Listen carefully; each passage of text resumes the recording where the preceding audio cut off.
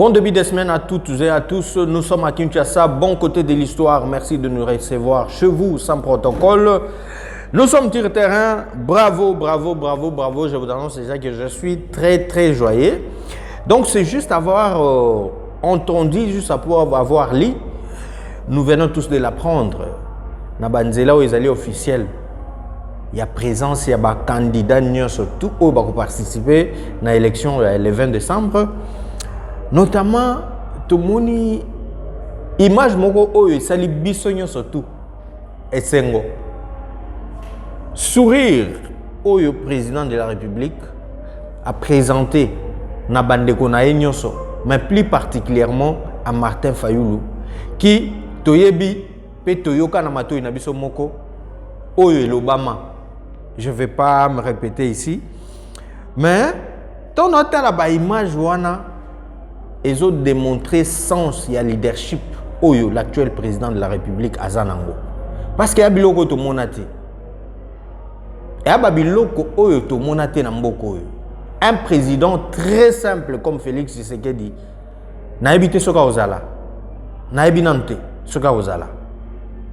Na yango tokola kisabino pena makamunyo sonenge zo kendele. Et surtout bravo lisusu na président Denis Kadima.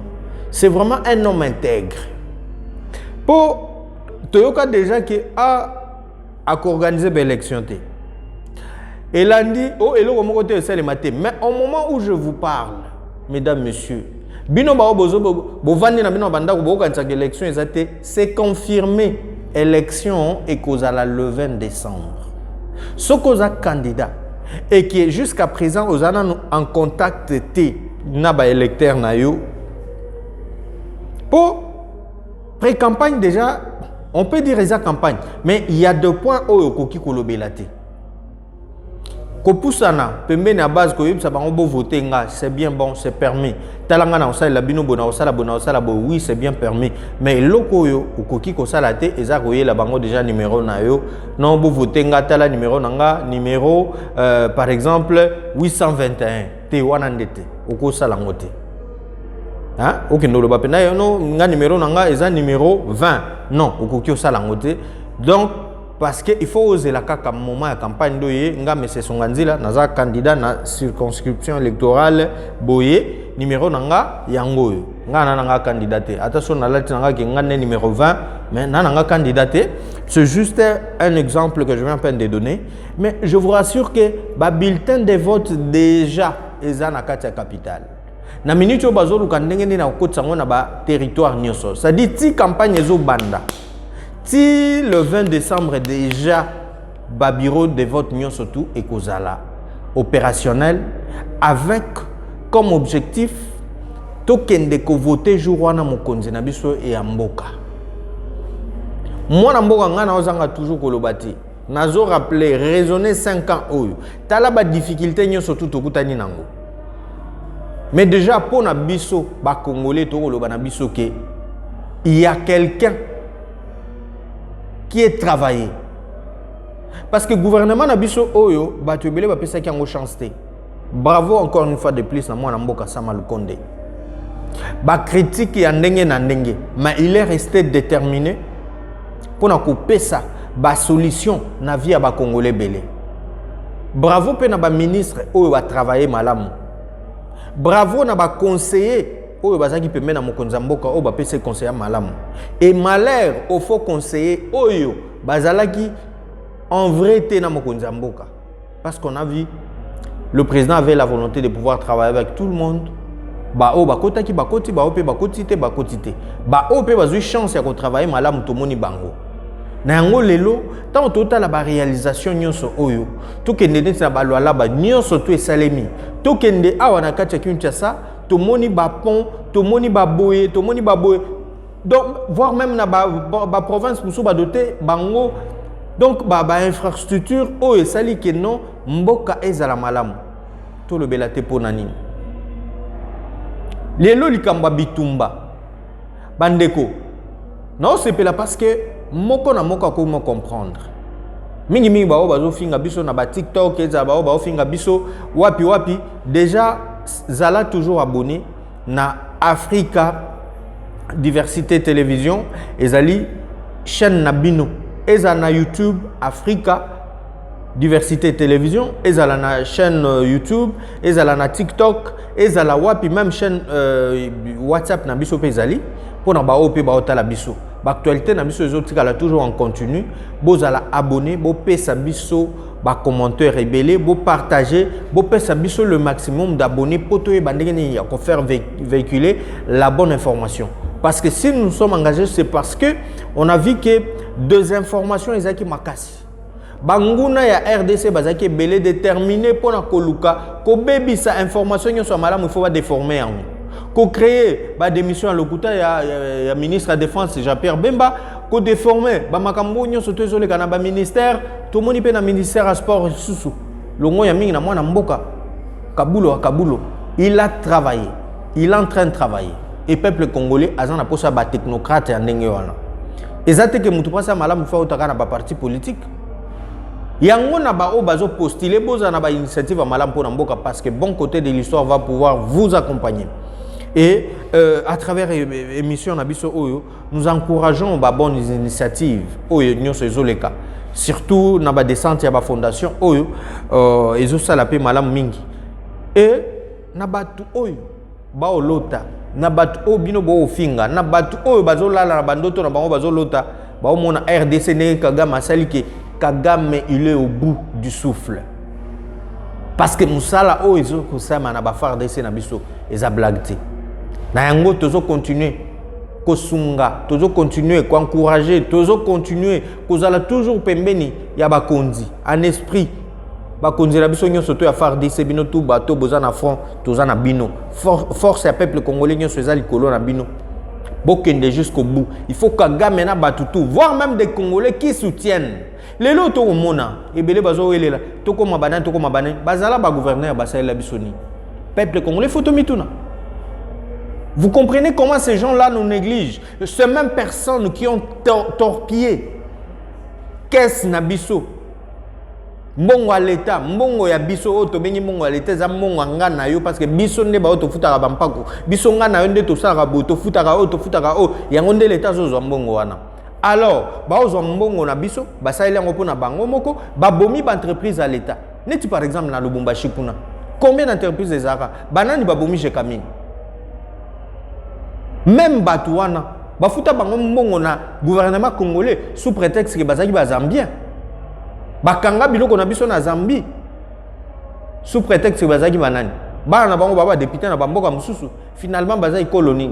Et ces deux mêmes personnes là par biais vers bazo corrompre voire même des universitaires ba détruire ba détrôner bango ba longoli bango pena bongo nyonso oyo ba kendaki maintenant oyo kelande ba parents pasi parce que nos parents se sont investis pour nous autant que biso classe wana français ya muke tolo bakana kokoma ya muke oto ekoli kokoma na ezaki apamba mais les loyo grâce à biais vers ba détrôner biso tozu maele nyonso to pesi na bato bazo mérité te. Donc bato wana o to pesi bango batali biso nde to banda ko finga ba o ba o bunda nde pona mboka. To banda ko diaboliser ba o bazana bolingo mboka. Peuple congolais, il faut to lamuka. Il est temps. Soki nga na lelo to telemite ko kanisa te ke mongona nda oya telema po abundela mboka oyo. Yango to lo ba ke nous sommes motivés pour réveiller le peuple congolais. Il faut to comprendre. Toza banani to sengeli banani de bakamba biso. Tozo critiquer c'est bien bon. Basalité mais banani ba pesa bato na mandat. Ya okoma ba député. Est-ce que député to comme ça qui est député pour ça il a biso pont?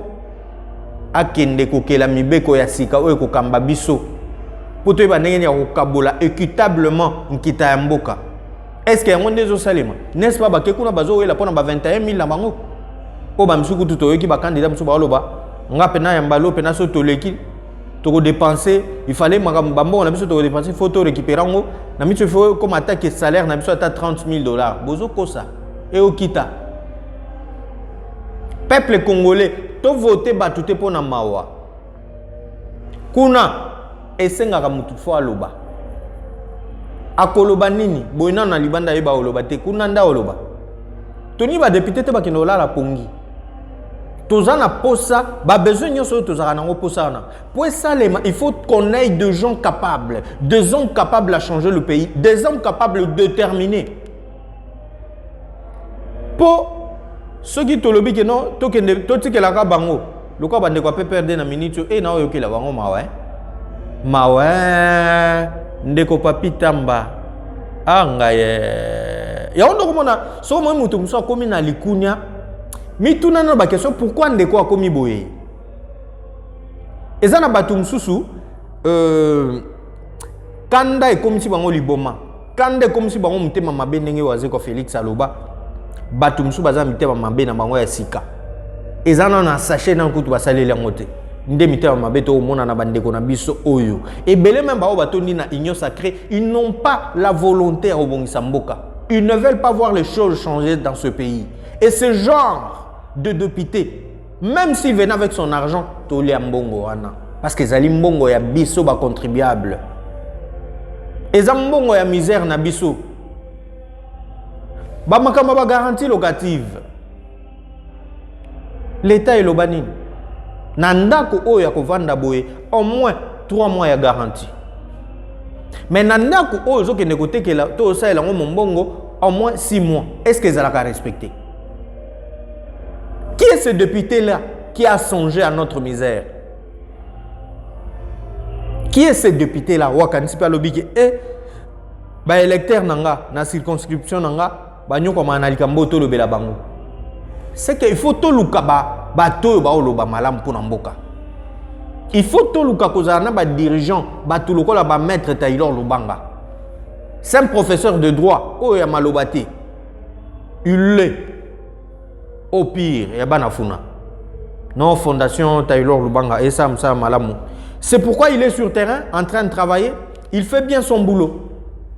Bato bongo il faut tout élire bango. On doit vraiment se rétablir. Mais qu'est-ce que nous faisons? Parce que jour wana acte moko posé, il y a côté les makaka au lobby, au poni numéro na yo, yeba keza 5 ans na yo. Tant ozo simba bulletin de vote na maboko, il faut qu'on réfléchisse. Tala dans 5 ans o nengeni no lekisa ngo. Misala ezate. Na bandako mbonga ofute ezate. Bana oboko la bango ndenge nini tala ndenge éducation ya bana na biso basi na bana mibali ndenge ezali lelo etengami ekufi nyonso à cause ya pauvreté oyo ezali entre ba parents na biso. Parents zoko ka soute ko subvenir te na ba besoin ya bana na na ndako. Et comment il va gérer son foyer? Ba maman na bandaku ba komisi bana na biso ya basi baleki na biso basi ba komo sala bango mbongo. C'est parce que misala ezate papa osalate mwana obima papa aosenga na mwana mais tango obima na oyela biso nini mwana salaka wapi na entreprise nini ozotinda mwana akende ko sala nini. Et tout ça il faut englobango le 20 décembre il faut to sanctionner ba député o ba osamusa malamuti ba député o ba sale lokoté tant ba oya j'insiste peuple congolais to lia mbongo na bango mais to voter bango te. Oui, tout les mbongo na bango mais tout voter bango te. Assemblée nationale ambalo ezala ofelete. Osala nini? Tala ne ba o distraire biso. Et pas boto tala o ba combattant. O tozo combattre boto sala combattant ozo combattre nini? Mboka ngozo elela yango RDC. Na kati ya Congo o investissa na nini? Osala nini? O créer nini? Mais tu es là juste pour combattre. Bande konangai photo sangana bande konanga to ya Goma bande konanga ya Bukavu Sud na Nord Kivu boyeba ete onyo soyele que la bino peuple congolais na bino bon côté de l'histoire. Nous sommes avec vous, nous sommes en train de voir avec les autorités comment faire une descente. Peut-être s'il faudrait que to l'exabe élection na biso kuna to ya osalango po to ana posa ya koyeba vérité ni nezoleka. Encore une fois, continuons à soutenir les autorités. Ceux qui travaillent bien, je précise bien mes mots. Parce qu'il y a pas mal des autorités qui, depuis qu'il est nommé ministre, à Kenda Kunakandepo, à s'enrichir, à Zouambongo Nae. Makambo nyo soto ele kana secteur na ya talangwaza na été. Il y a des conseillers comme ça. Oza pembe na mokonzi, vous ne dites absolument rien. To talabino. Miso na biso eza ofongola. Ba caméra eza vers vous. Et na ba misusu, neti bandeko pero luara. Quelqu'un qui est là il investit na ba moyen surtout kaka pona ko vilpande bato ba travailler. Ndeko Pero na bato ba otinda yo. L'un des jours, vous allez le payer. Pour ce pays. Toi na mboka msute, mboka moko ezakaka oyo RDC toi na. Yango nde toko senga na bandeko na ngai. To senga na bandeko ya nord pe ya sud, bandeko ya est ya l'ouest, biso tuto sangana. RDC photos à la fort. Totele me la banguna o ba o manipuler biso. Toza la derrière bakonzi na biso. Tobeta maboko mingi pona bakonzi o ya FARDC ba obunda. Tobeta maboko mingi pona seni ndenga za déterminer a bongisela biso ba élection et les cas. Tolobi ke makambo eleki bien te kastoli pe to changer bakonzi ya sigat. Bino ba bazaki te préparé. Talane ba komo ba. Na minute au peuple congolais a l'élection. Mais toyebi ke ezana batu na mboko bazana plan moko ezali machiavélique pour na ko détruire Congo. Combien de batu ba sala moi ba mouvement na bango balingi ba créer ba rébellion, balingi ba déstabiliser mboka. Mais je vous dis que nous allons défendre les Congo jusqu'à mourir parce que toi kana ekolo moko bino batutu bogera mboka oyo yo mututo ozala ministre si lelo ozui décision ya koluka ko bundisa pona ko détruire Congo, sache-le que tu ne seras pas pardonné et tu ne seras pas épargné.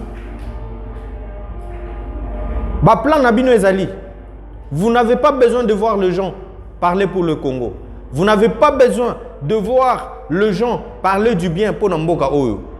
Ba projet na bino ezaka ke ba bino ke non avion ya biso ya guerre ezaki bombardé ndenge toza boye basalike eloko boye sala boyete. To mona kiawa entreprise utaki koya pour makambo ya transport. Lelo où je vous parle, il y a déjà matériaux oyé pour un projet oya ba téléphérique oyaki pour un transport oya likolo. Ba téléphérique déjà ba matériaux il faut basa nango et ça déjà na kati ya Kinshasa. Est-ce que ezali progression ou pas? Bilan oyo bino bo luka to ba réalisation bozo luka bo luka lango wapi? Katumbi batika ka yeli banda mboka. Lelo Katumbi te yeyo azali. Lelo baboyi est-ce que c'est ni invalidé qui est-ce que cour constitutionnelle invalidé to kende na élection. A obondimi c'est ni a obondimi cour constitutionnelle pour valider bandeko wana te boza la peine makasi ya kondima résultat yoya parce que sur terrain nous le savons bien to yebi banani ba makasi to yebi banani ba makasi te silence radio to yeki so elo côté bato ba contestaka bato bazaki kofinga président Denis Kadima lelo bondimi processus ndenga zo kende nango boza pe makasi ya kondima parce que les archives sont là. Bon côté de l'histoire, nous avons les archives. Il y a des propos tout batouana va tenir. Bondimi, bravo à la CENI. Tous la élection, Kalate va lancer campagne. Tokende. Nous serons là pour observer ce qui va se passer. Merci Nabao ba soutenir biso de près ou de loin. Merci Nabao bazana initiative. Il y a que Batlandela au clair, au très clair, biso tozawana, tozali contribuer na autorité na biso mboka ba osala. Parce que eloko kabola biso eza seni. Eloko kabola biso ezali cour constitutionnelle. Alors, bangonde bazali, balbitre, bazo organiser l'élection. O a gagné, yende papa. Mais toi derrière un sondage sur terrain. Toyebi bato bazali distrait. Élection ezalangote kadimazo kosa. Lelo ba bulletin de vote ezana katiakine. Yo soko lali pongi bake makambo ezali kokende. Bulletin de vote ezali na katiakine. Lelo ba projet malonga ezali pona développement na biso ya Congo et nous soutenons bato to kende liboso. Nous avons besoin des hommes intègres. Merci à trop. Ya onde to bombaki pona mokolo lelo. Quant à moi, je vais vous retrouver à très bientôt. Surtout, disons tous merci à Ogi KMB et à Métier de Plus. On va vous retrouver demain, après-demain pour d'autres analyses.